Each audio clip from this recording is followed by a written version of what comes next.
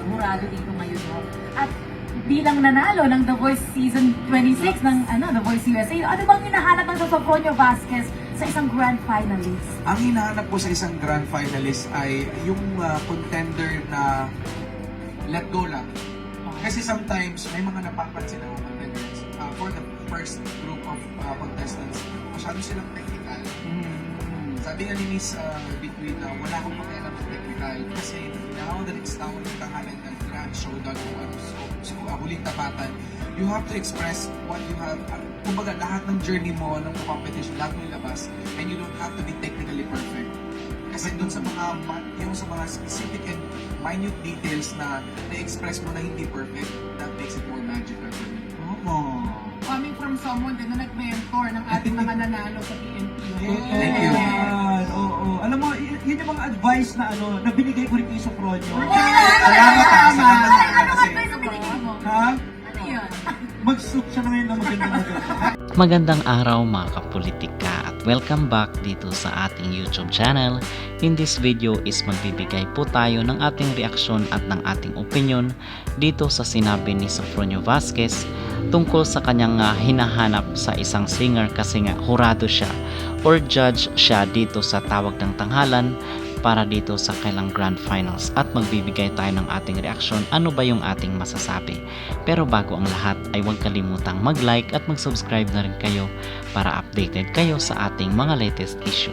At magbibigay po tayo ng ating reaksyon at ng ating opinion dito sa sinabi ni Sofronio Vasquez na kung saan ay tinanong siya kung ano nga ba yung kanyang hinahanap sa isang singer para dito sa grand finals ng tawag ng tanghalan school edition. So ang sabi ni Sofronio Vasquez mga kapolitika ay yung hinahanap niya di umano kahit hindi ganoon ka-technical yung isang singer, as long as maganda yung naging performance. Ang sabi niya, yung exact word na sinabi ni Sofronio ay you don't have to be perfect.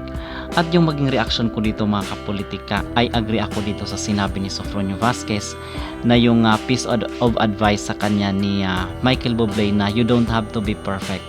As long as andun yung emosyon at yung performance mo ay wow na wow. Sa tingin ko, yun ang magmamatter. Kasi dito sa tawag ng tanghalan yun ang napapansin ko, yung very technical sila yung overall performance ng isang contestant. Okay, tinitingnan nila kung sumemplang ba, hindi ba natumbok yung nota. So syempre mga kapolitika ay itong si Sofronio isa ng dekalibre at isa ng international singer. So dapat ay i-take rin po nila itong piece of advice ni Sofronio Vasquez. Most especially dito sa It's Showtime at especially rin na hindi ganoon kasumisikat itong kailang mga nagiging winner dito sa nasabing singing contest. Okay? So mga kapolitika, 5 PM po dito sa kanyang magiging concert sa Cebu. 5 PM ay darating po itong si Sofronio Vasquez. So napaka-hectic ng kanyang schedule at yung preparation niya pa.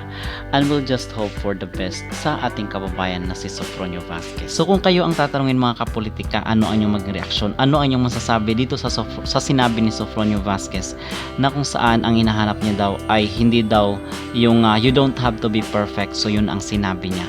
Agree po ba kayo or approve ba sa inyo itong opinion at naging reaksyon ni Sofronio Vasquez? Mag-comment down below at huwag kalimutang mag-like at mag-subscribe na rin kayo para updated kayo sa ating mga latest issue.